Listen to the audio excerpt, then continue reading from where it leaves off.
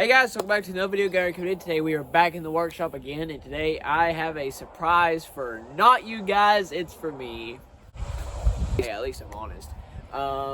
I've got a really cool piece of equipment that I want to work on, and hopefully it won't take long. But here it is. Yeah, look at this. This is actually what you would call a lawn tractor. Not the piece of junk Chinese bull crap that you have nowadays. This is back when lawn tractors were lawn tractors.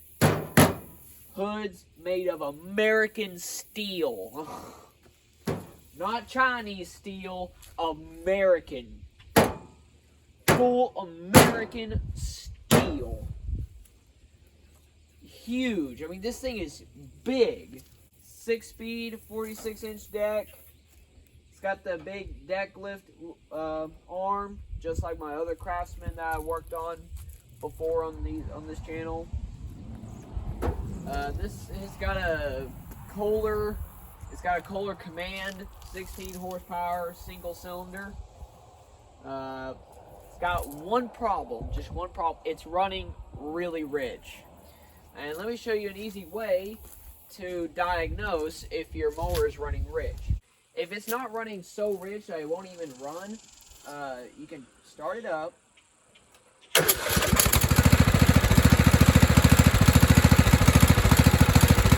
it's kind of cutting in and out. Something you could try is taking some carb spray and spray it in the intake, and if it tries to kill the mower, the instant you spray this in there, that means it's running rich. Because it's getting too much fuel, so if you feed it even more fuel, it floods it and it tries to kill it. So let's do it.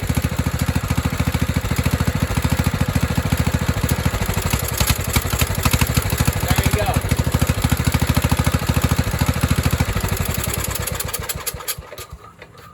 If it was running lean, it would make it run better. Now, the thing is that I'm glad it's running rich, because that's a lot easier to fix than a mower that's running lean. Because a mower that's running lean can have many issues, and most of them are major. Because, you know, major cases, you would have to replace the head gasket, because sometimes you might mistake a lean motor for a motor that's actually getting plenty of gas, but you've got vacuum leaks. Because they will act the same way. If your mower is running lean, you're not getting enough fuel, but that also means you're getting a lot more air than fuel. If you've got a vacuum leak and it's not running lean, you're getting enough fuel, but you're getting a lot more air. So it'll still act the same way. And if you've got vacuum leaks, it could be coming from anywhere. In a good case scenario, it would be like a carburetor gasket or a intake manifold gasket. But a major case, it would be like the head gasket, which nobody wants to replace. If it's running lean, you could try checking for like any blockages in the fuel system, fuel line, fuel filter, carburetor. That would be the easiest case. But lean motors, I hate working on because it's never easy. But a rich motor is a lot easier. So the first thing we're going to tackle is see if we can adjust the carburetor and see if we can get it running right away. So the thing is that I don't know why, but a lot of riding motors, the carburetors they use, they don't really have like adjustments. They always have a low speed adjustment, but a high speed like fuel adjustment, they almost never have. But it seems there might be one right here. It's actually getting so much fuel that it's leaking out everywhere. It is getting that much fuel. One thing I did not think about is that I might need to check the carburetor flow. Because if the float is I don't know if it would be sticking up or down. But if it lets the bowl, if the float is not working right, it might be letting the bowl like overfill. So it might be running rich like that. Let's check that. Yeah, that'll be good. Whoa. There is gas pouring out everywhere. Good thing is that the fuel solenoid is good.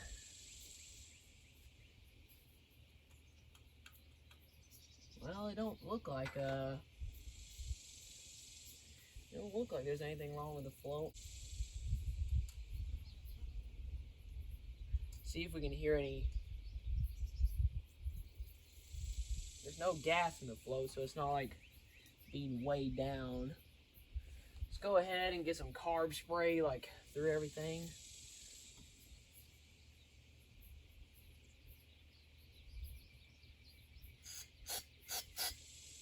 Yeah, just try to put it back together.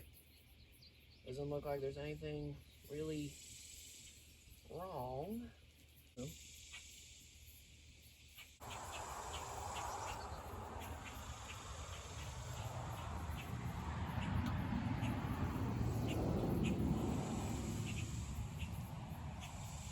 Okay, let's go ahead and see if that fixed anything.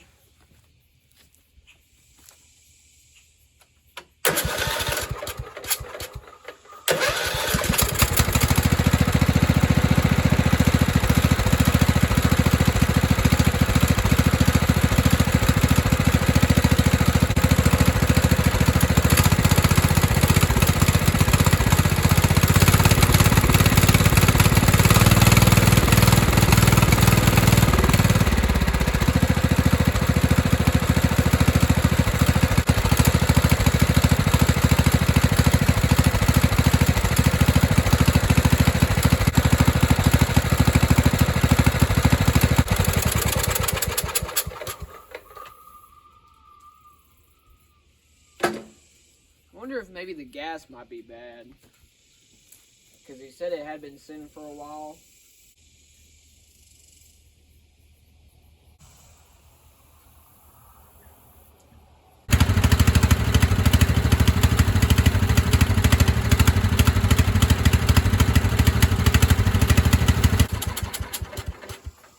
I think it started running good because it almost ran out of gas. Because I noticed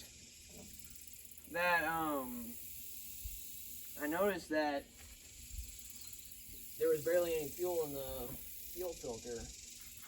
And then when I put gas in it, now it's full.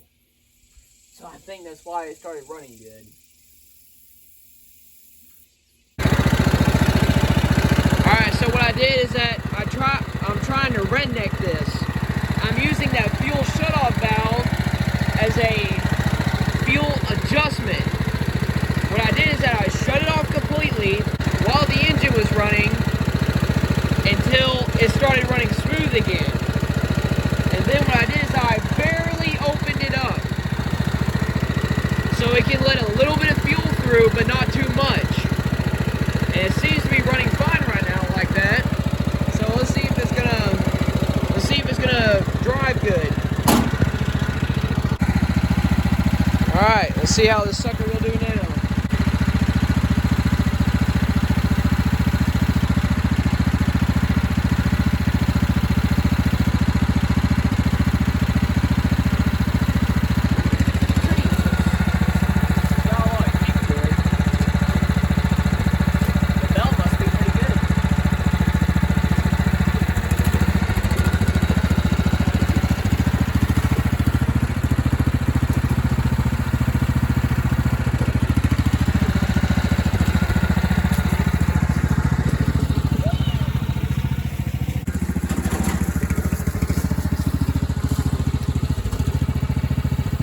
I'm actually going to open that valve a little bit more. I think it might not be getting enough. Try to open it up a little bit more. Because when I say it's barely open, I mean it's basically closed. So I'm going to open up a little bit more. Maybe about there.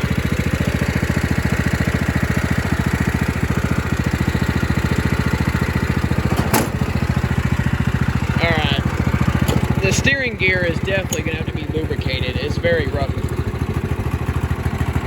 Now it's open too far. Jesus.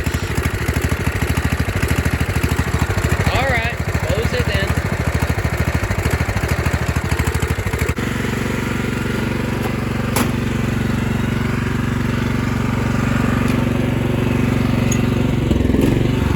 Really? Calm down.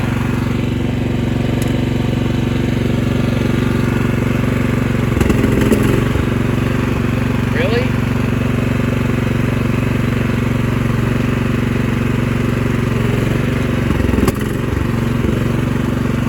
Bro!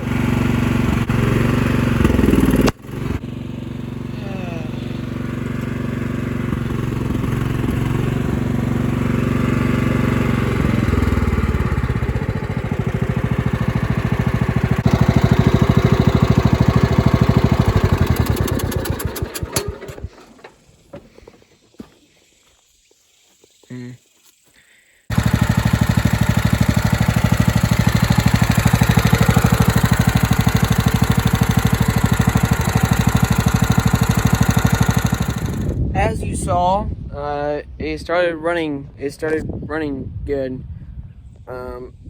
Basically, well, all I had to do was work on the carburetor. I just cleaned out the carburetor, blew it out with my air compressor, and cleaned it all up, and it started running better. But then I overfilled it with oil. And as you know, on these older Craftsmans and older Kohler engines, they mount the fuel pump right on the side of the block, and because that's how they get the suction that they need to pull the gas into the carburetor. So since I overfilled it with oil, it started to pump oil into the carburetor. Not that much, but enough to bog it down a little bit, especially if you put the air filter on. Every time I would put the air filter on, it basically made it do the same thing it was doing before, because it was making it run really rich, because it was pouring oil into the carburetor.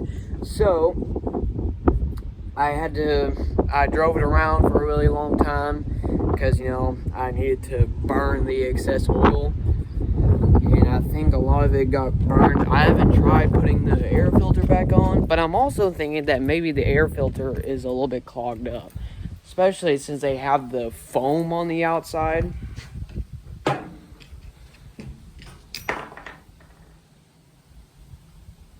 Yeah, because on the inside, it's like your regular, like, paper. So, why do you need the foam? That paper should do good by itself. How can I take this foam off without destroying it? I hate touching foam. I hate the feeling of foam. I always have since I was a little kid. It feels weird. I hate touching it.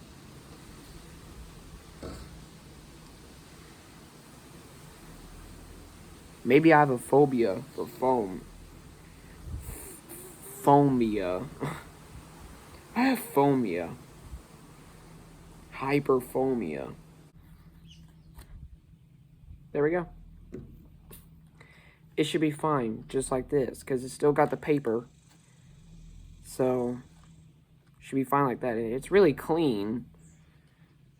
It's really clean in the paper. So let's try it with just this and see if it runs, if it still will run good. Alright, let's see if it's gonna still run good like that, or if it's gonna choke itself out again. Alrighty then.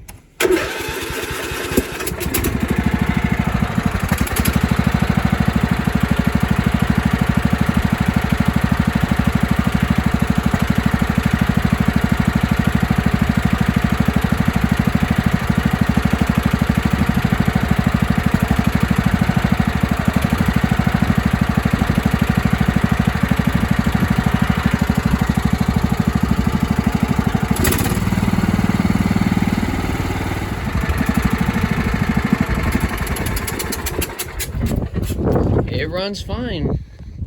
I wonder if it has a head gasket leak, because you hear it really sounds like it's hissing out air, especially when you kill it and it does that.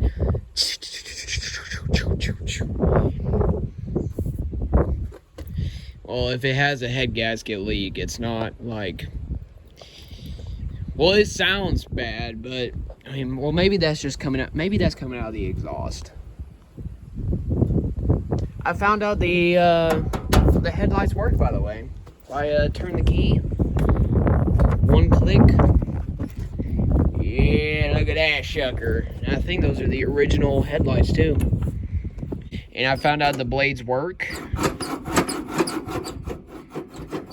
That feels like it needs lubrication, but the blades do work.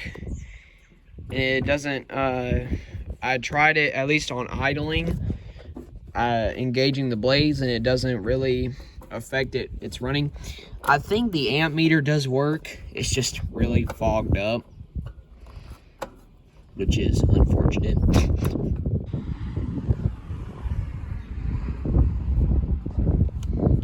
But yeah, I'll try to mow with it this evening. I don't want to do it right now because it's gonna get really hot outside, and I just don't like mowing with any mower when it's super hot outside.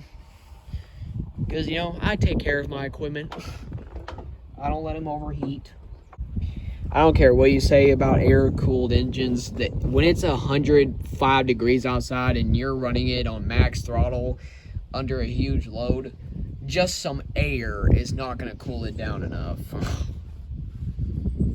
So I'm going to wait until the evening when it's a little bit cooler and the sun's down, so it's not, you know, directly over blazing down on the hood and the motor. So yeah, I'll try that this evening, and